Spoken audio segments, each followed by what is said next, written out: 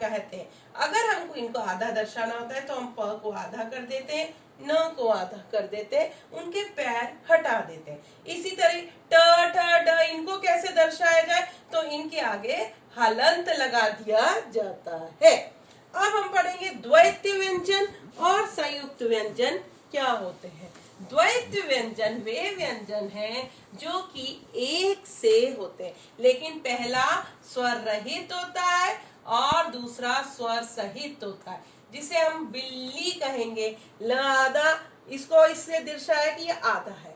और जो संयुक्त व्यंजन होता है वो दो व्यंजन अलग अलग क और ख, मक्खन, इनका प्रयोग करते हैं। इसी तरीके से नेक्स्ट इसका एक टॉपिक है जो कि हमको पढ़ना चाहेंगे अभी, वो है वर्ण विच्छेद।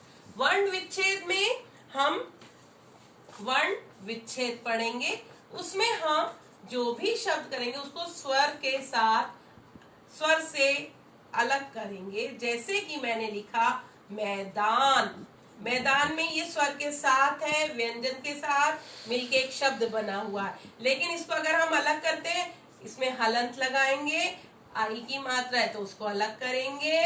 जैसे आप मैथ्स में हर चीज प्लस प्लस करके उसका आंसर निकालते हैं, इसी तरीके से हम हिंदी में इन शब्दों का वर्ण विच्छेद करेंगे। अब मैंने अगर लिखा समाप्त, समाप्त में स में अ मिला है, म में आ मिला है, और प में तो वैसे ही स्वर नहीं है क्योंकि वो आधा दर्शाया हुआ है, तो उसको हम खाली लिख देंगे, उसके साथ हम स्वर नहीं लिखेंगे।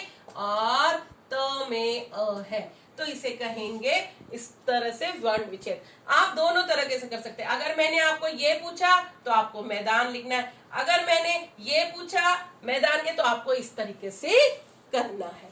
तो वर्ण विचार में हम स्वर, व्यंजन, वर्ण विच्छेद, साथ में उनका बोलने का उच्चारण सब कुछ सीखते हैं।